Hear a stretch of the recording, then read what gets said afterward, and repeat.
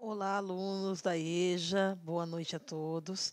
Esta é uma aula para o terceiro termo da EJA, né? Uma aula da área de linguagens, então, nós já sabemos que ela vai englobar as três áreas: arte, língua portuguesa e língua estrangeira moderna, inglês.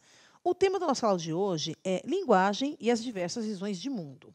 Eu sou a professora Márcia e aqui apresento a vocês o meu colega da área de língua estrangeira moderna, inglês, João Franco. Boa noite, João. Good evening, people. Hope everybody's fine. Espero que todos estejam bem. Boa noite, Márcia. Boa Let's noite, get João. started. Vamos começar, né? Vamos começar. There we go. Olha só, gente, a habilidade de hoje, né? Aquilo que nós iremos trabalhar hoje, aquilo que nós acreditamos que vocês vão ter, né, capacidade de estar fazendo após assistir esta aula, é posicionar-se criticamente diante de diversas visões de mundo presentes nos discursos em diferentes linguagens, levando em conta seus contextos de produção e de circulação. Certo? Olha só, quais são os objetos de conhecimento que nós iremos trabalhar na aula de hoje? As inovações na música contemporânea e erudita, o surrealismo na literatura e poetic license, ou licença poética. Ok? Então, a gente já vai começar com uma primeira interação pelo chat. Vocês já ouviram músicas eruditas contemporâneas? Vocês sabem o que é atonalismo na música? Escrevam para nós aqui no chat em um minutinho. A gente volta já.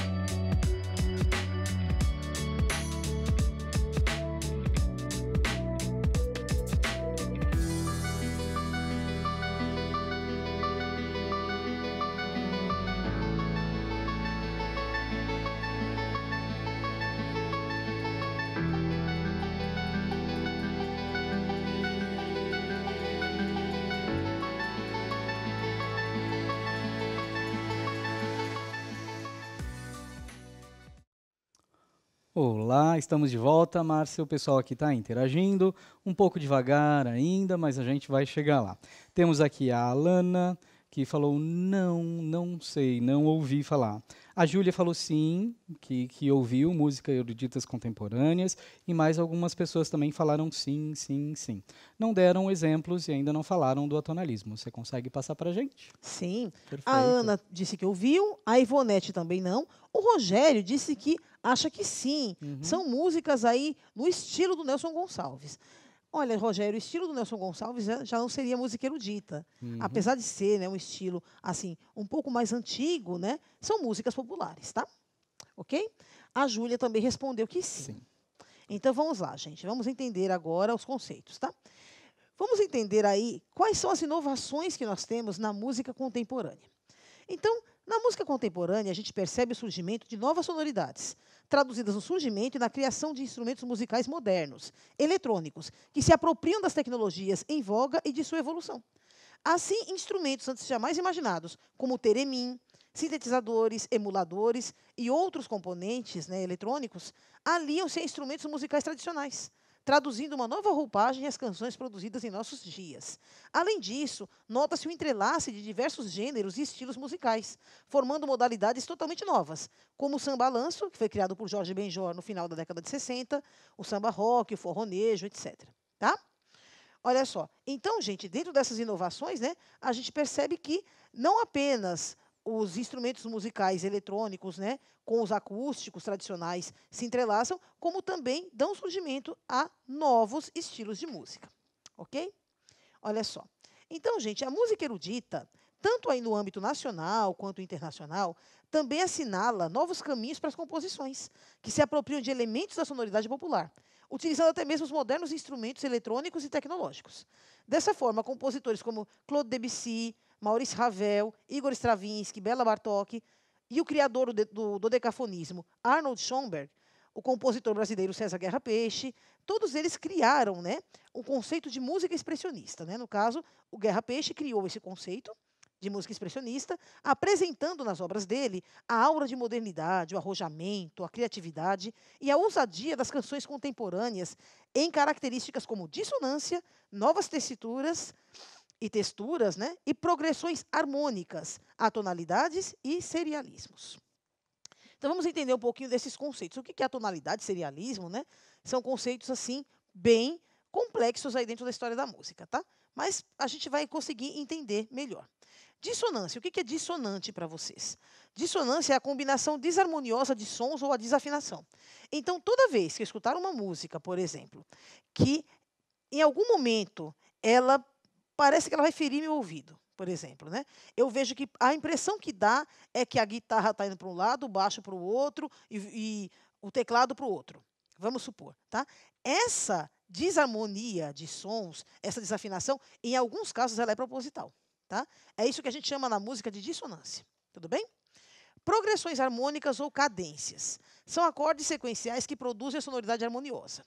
Então, quando eu chego para vocês e falo assim, essa música está maravilhosa, essa música está na cadência do samba, por exemplo, né? Eu sei que ali eu tenho uma progressão de notas que elas se sucedem de maneira harmoniosa, ou seja, todos aqueles instrumentos musicais que estão sendo tocados ali ao mesmo tempo, pandeiro, repique, tantã, cavaquinho, todo mundo está fazendo, está compondo harmoniosamente aquela música. Então, aquilo soa harmonioso aos meus ouvidos. Aí nós temos uma progressão harmônica ou uma cadência perfeita, né, na música, né, professor? Exato. O que é muito bom para os ouvidos, não é, Márcia? Sim. Né? Atonalidade. Vamos entender agora o conceito de atonalidade. É um efeito relativo à melodia que não apresenta um predomínio de centro tonal ou principal. Ou seja, é aquela música que você não encontra dentro de uma frase musical o ápice dela, o centro dela. Né? No caso, quando você não encontra a parte tônica dela. A impressão que dá é que ela é sempre suave. Ela não tem aquela alternância de partes mais graves, partes mais fortes, né, uma dinâmica de som diferenciada. Ela vai, né, numa linha contínua. Então, a isso na música a gente chama de atonalismo. Quando a gente não tem numa frase sonora, né, aquele centro tônico que vai determinar, não, aqui a batida é mais forte, aqui o ritmo está marcado dessa forma. Né? Ela segue sempre numa linearidade. Tá bom? Serialismo. O que seria o serialismo? Que é muito importante para a gente entender esse conceito, né, de música expressionista, criado aí pelo Guerra Peixe, né, e também pelo Schoenberg. Tá? A adoção de uma ou mais sequências de notas na organização dos acordes de uma canção.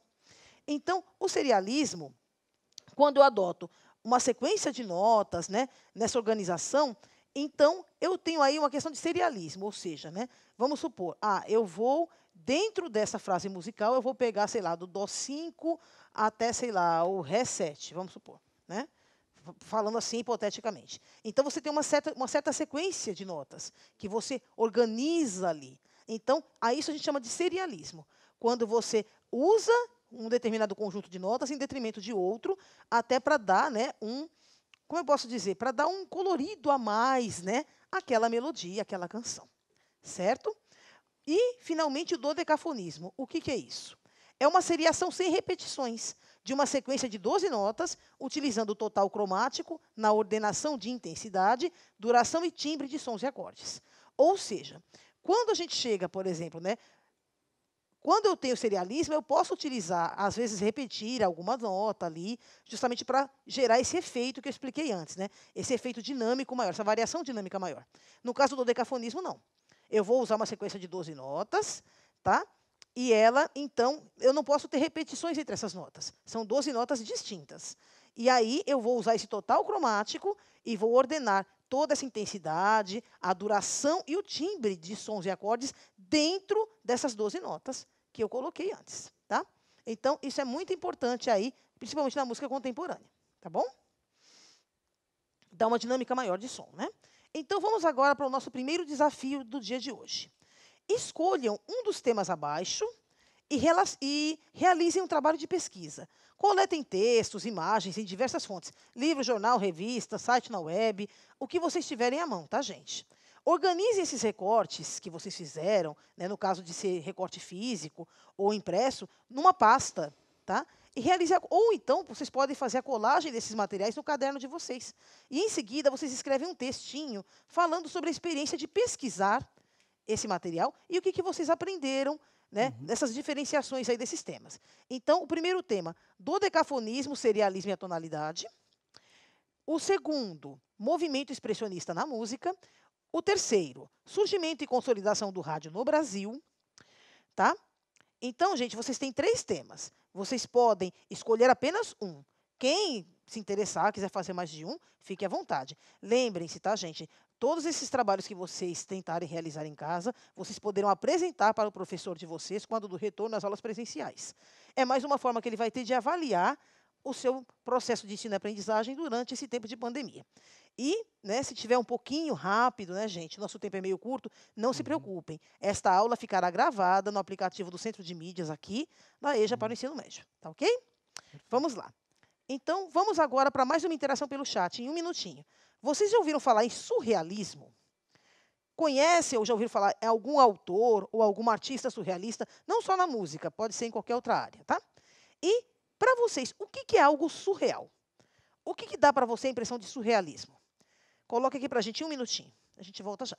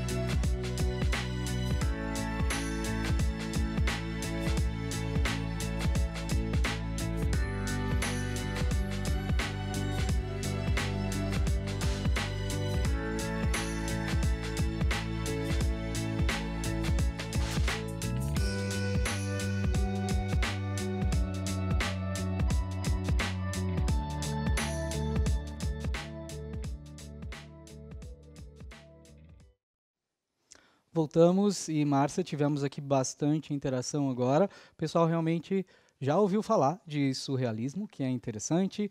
Mencionaram aqui o Dalí, o Vinícius mencionou, né, o Dalí.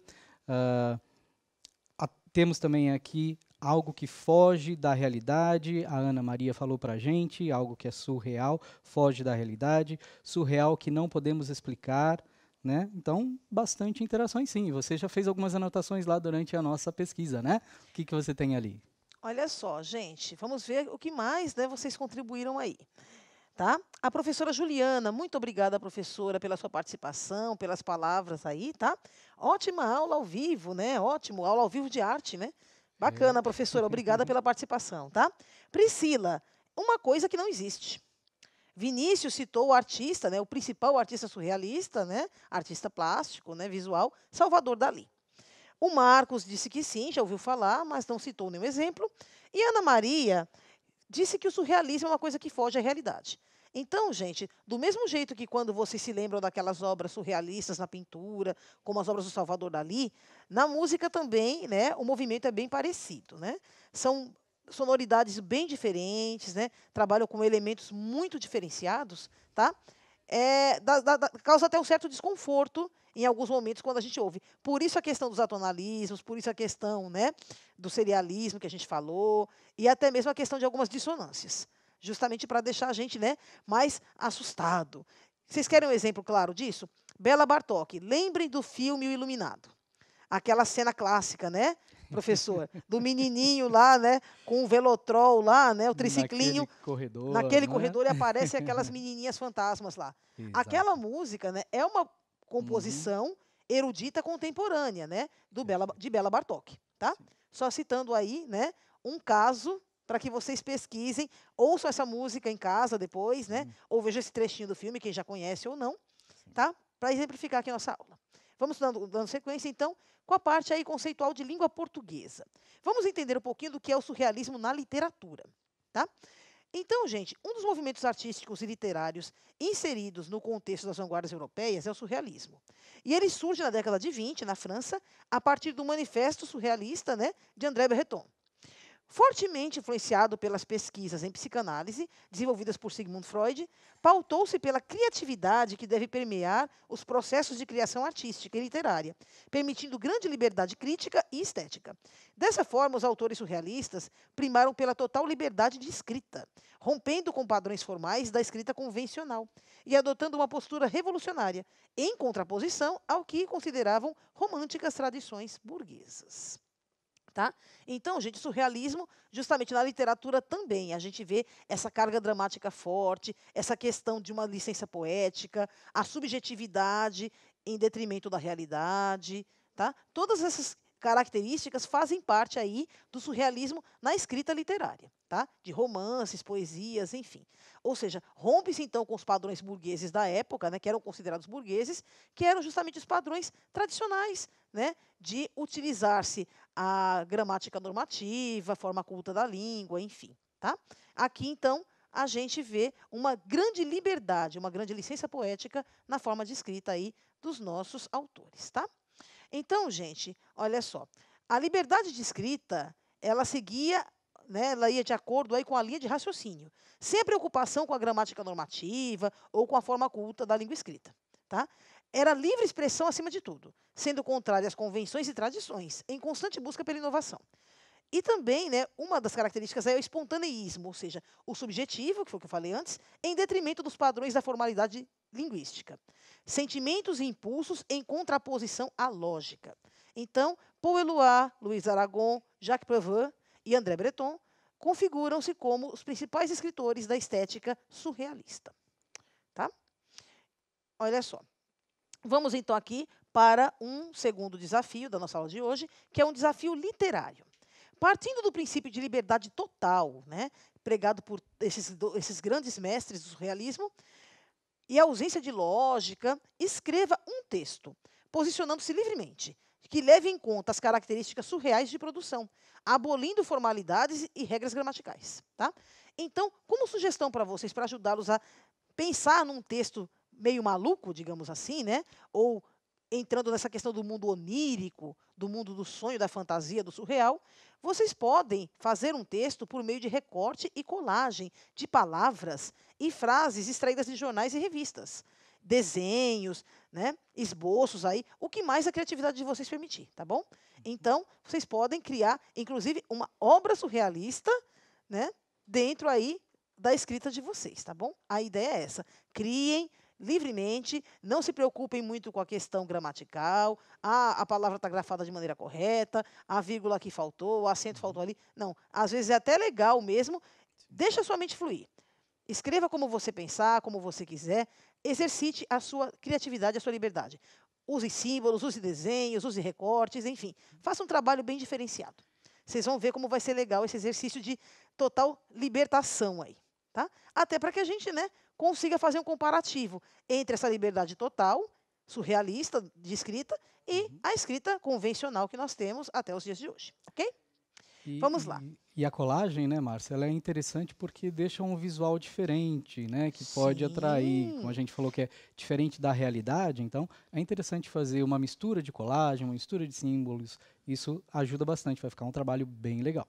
exatamente, né? Quando você se apropria, né, de uma nova forma de pensar a arte, de pensar a literatura, porque até então, né, vamos escrever um texto no caderno. Mas se eu puder colar uma figurinha, se eu puder fazer um desenho, um símbolo, mesmo que ele não tenha muito sentido, a ideia é justamente essa, é não fazer sentido mesmo, né? É, né? Perfeito, é isso Vamos mesmo. viajar um pouquinho nessa questão onírica da coisa, vamos dar asas à nossa imaginação e à nossa liberdade criativa, ok? Agora, gente, vou pedir para vocês mais uma interaçãozinha aqui pelo chat. Se vocês fossem escrever um texto surreal, que é o que vocês vão fazer daqui a pouco, mas se vocês fossem escrever agora, né? Claro que vocês vão fazer essa atividade depois. Mas se fosse escrever agora, que tema vocês escolheriam? Qual seria o formato que vocês escolheriam? Seria uma poesia, seria um conto, seria uma letra de música, uma paródia, sei lá, ou um trecho de romance, tá? Ou criariam uma notícia, de repente, de jornal fictícia? Escrevam para a gente aqui no chat em 1 minuto. A gente volta já.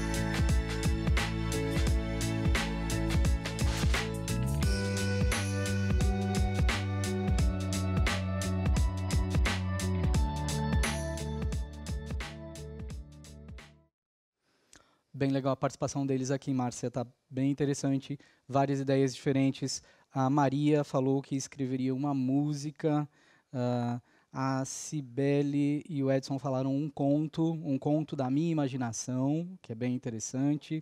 Ah, o Paulo falou que escreveria uma poesia, né? E a Júlia falou que escreveria uma página de diário com colagens e símbolos, né? Olha Né, que seguindo aquela maravilha, gente. ideia Olha, que a gente deu, bem todos legal. vocês, de super parabéns, tá? Todos. Adorei as interações de vocês. Muito obrigada aí à professora Sueli, né? E à aluna Maria José, que elogiaram muito a nossa aula. Muito obrigada pelo apoio e pelo carinho de vocês e pela presença, tá? Ah, a Maria Nascimento falou que escreveria uma letra de música. Legal, né, Maria? Tudo a ver aí com o primeiro momento da nossa aula, né? Olha só, o Edson falaria um conto sobre a imaginação dele. Eu fico imaginando, né, que mundo de sonhos, que onírico que seria esse mundo que o Edson colocaria neste conto. O Paulo falaria de uma poesia e a Júlia, né, uma página de diário com colagens e símbolos. Muito legal, gente. Muito obrigada mesmo. Ótimo, ótimas interações, tá? Agora, gente, Perfeito. então, né, eu vou passar a palavra para o meu colega, o professor João, e nós vamos aí pegar a parte de língua inglesa. Let's get started. Vamos começar aqui com a nossa parte de língua inglesa. E o que a gente vai começar falando hoje é sobre Poetic License, que é a nossa licença poética. Então, na tela vai aparecer para vocês o que é essa licença poética. Então, vamos trabalhar em cima disso. Ó. Partindo do princípio de liberdade total defendido pela literatura surreal, que foi o que a gente veio falando até agora, né? Estudaremos aí o conceito de licença poética e como poderemos utilizar esse recurso na escrita de textos em língua inglesa. E aí muita gente pode falar, mas escrever em português já é difícil, como é que eu vou fazer isso na língua inglesa? Vai ficar até um pouco mais fácil, porque a gente não precisa se ater às regras, né? O surreal, a gente não vai seguir regra. Então, aquilo que eu pensar, aquilo que eu achar interessante, eu vou escrever. Então, dessa forma, o conceito de licença poética pode ser usado também em textos no formato de prosa, em que neologismos, novos termos criados para designar coisas, gírias, expressões regionais e quaisquer desvios da norma ortográfica são adotados na garantia de textos criativos e inovadores. Então, quando a gente fala de neologismos, a gente está trabalhando com palavras novas. Por exemplo, agora, né, Márcia, a gente está com essa interação via chat. Né? Na nossa sala de aula, a gente tem os colegas de sala. Então, a gente sempre falava classmates, que são os colegas de sala de aula. Agora, a gente não tem mais na sala de aula, a gente tem os chatmates. A gente acabou de criar uma palavra nova pela necessidade, né, que é o que está acontecendo. Então, agora são os colegas de chat e não os colegas de sala. Não é isso? Isso mesmo. Então, ótimo. E aqui a gente vai ter um desafio para vocês. Vai aparecer na tela e tem lá, produzindo textos em língua estrangeira moderna, no nosso caso, inglês. Observe e leia o texto abaixo e depois, tomando-o como modelo de referência, crie o seu próprio texto em língua inglesa, na estética surrealista, utilizando a licença poética. Então, vocês têm um texto aí que, como é que eu vou ler isso? Né? Nem ordem para ler eu posso ler o texto da forma que eu quiser, não é isso, Márcia? Sim, e uma das características importantes aí do surrealismo, né?